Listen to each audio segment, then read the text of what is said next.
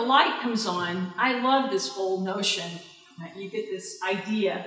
And ideas are wonderful things for academics. We love them. And we tend to associate ideas with things like inspiration and innovation and investigation. And this is stuff we absolutely thrive on.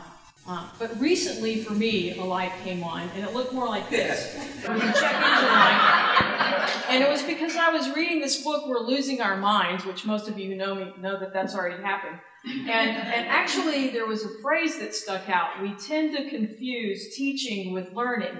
And that's like confusing process and product. Now, manufacturing doesn't make that kind of mistake. We don't confuse the process of manufacturing with what's actually produced. Now, Nabisco, maker of Oreos, great process, but recently produced watermelon Oreos. Horrible product. And nobody liked it, and nobody wanted it, and they pulled it from the market in 60 days. We don't make this mistake in research.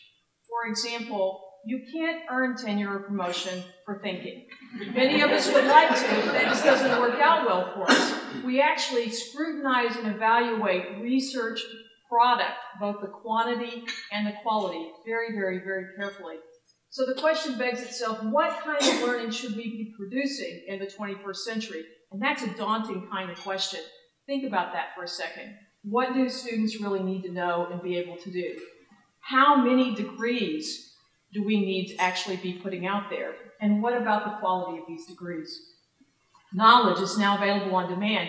This is tough for us because we love, love, love content, and we love to deliver it. But our friends Google are busy digitizing the whole planet, and the amount of all kinds of information is rapidly, rapidly proliferating. So you want to know how to do something?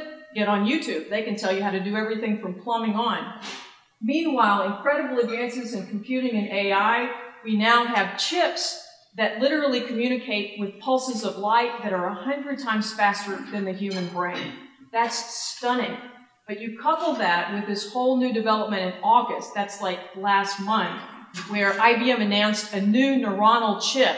And this chip mimics the brain, and it actually learns from experience. It can control a virtual car on a racetrack. And this is a really great thing, because this could save us from the texters on I-35.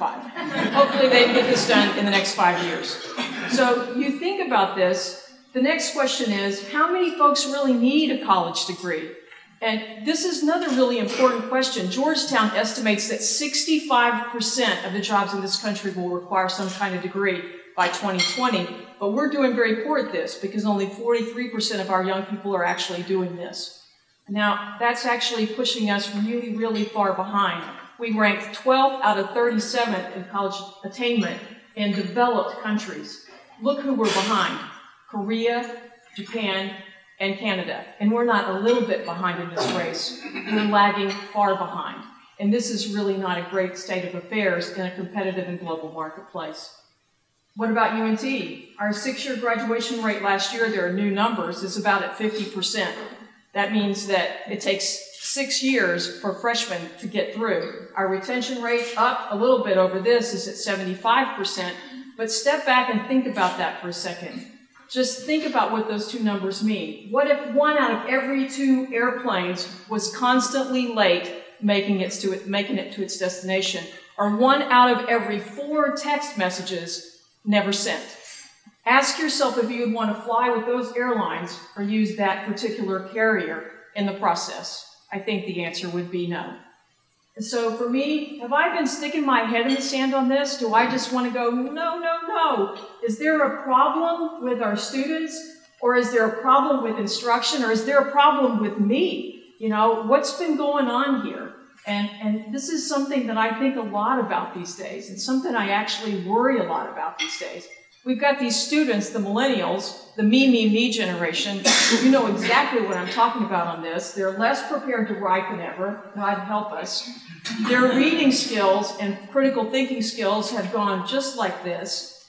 And their ability to focus and stay on track and persist is also less than anything we've seen in generations. And so, are our students challenging us?